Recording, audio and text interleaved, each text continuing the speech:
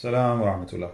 جو پہلا سوال میں نے شاید سے کیا تھا اور جو ریکارڈنگ میں نہیں آیا تھا وہ یہ تھا کہ جب ہم کرنسی کے بارے میں دیکھتے ہیں یا منی کے بارے میں دیکھتے ہیں تو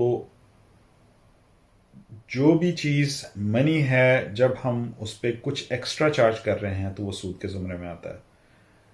اب ایک شخص چاندی لے کے اس کی کوائنز بناتا ہے.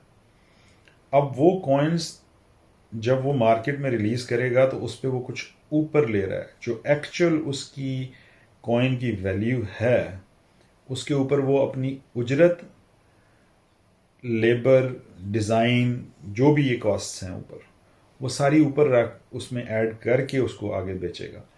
تو یہ سود کے زمرے میں کیوں نہیں آ رہا؟ پھر اگر اس کو سود کے زمرے میں لے آئیں تو پھر یہ ساری کاسٹس کدھر جائیں گی؟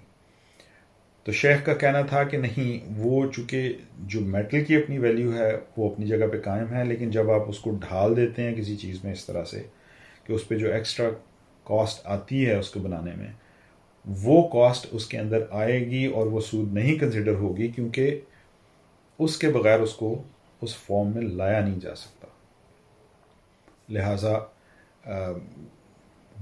اگر آپ اس طرح کا بزنس کوئی بندہ کر رہا ہے تو وہ اس کی کاسٹ کو اس میں ایڈ کرے گا اور وہ سود کے زمرے میں نہیں آئے گی. So this was the first question. یہ پہلا کوشچن تھا جو مس ہو گیا تھا اس میں. السلام ورحمۃ اللہ.